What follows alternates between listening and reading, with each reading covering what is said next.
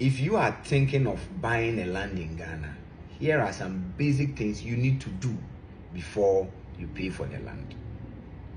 Do this and you avoid future litigation. Our courts are inundated with a lot of land litigations, partly because of the failure on the part of potential purchasers or purchasers conducting some basic due diligence that will prevent future litigations. Now, there are two human beings you need when you are purchasing a land: a lawyer and a surveyor.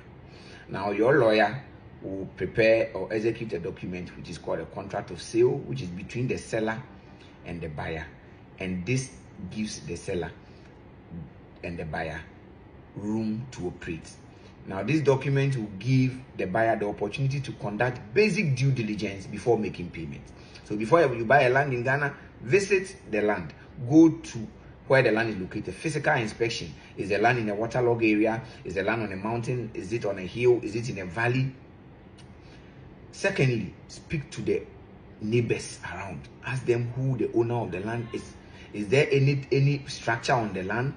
If there's any structure on the land, that may be acts of possession. Ask neighbors. The person who wants to sell the land to you, ask the neighbors, Charlie, is this person the owner of this land? Speak to a lot of people.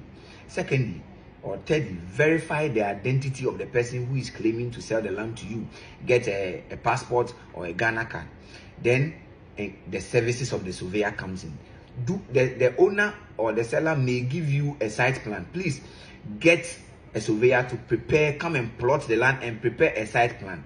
After the site plan is done, now apply to the Lands Commission for an official search. This will give you all the information on the land, who has registered the land, the route of title, how the land has traveled from ownership to ownership, judgment on the land, if the land has been given to a person through a will. All those details will be registered.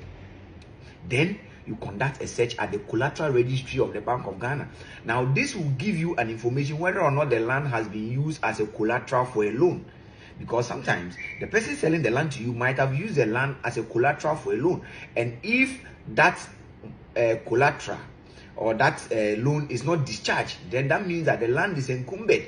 And when the person defaults, the land can be taken away from you. So please, these are some of the basic things you need to do before you pay for the land. Visit the land, verify identity of the land, the vendor. Now, is the land a stool land? Is the land a family land? Is the land a state land? If it's a state land, who has capacity to sell? The Lands Commission. If it's a stool land, who has capacity to sell? The occupant of the stool with the concurrence of the elder.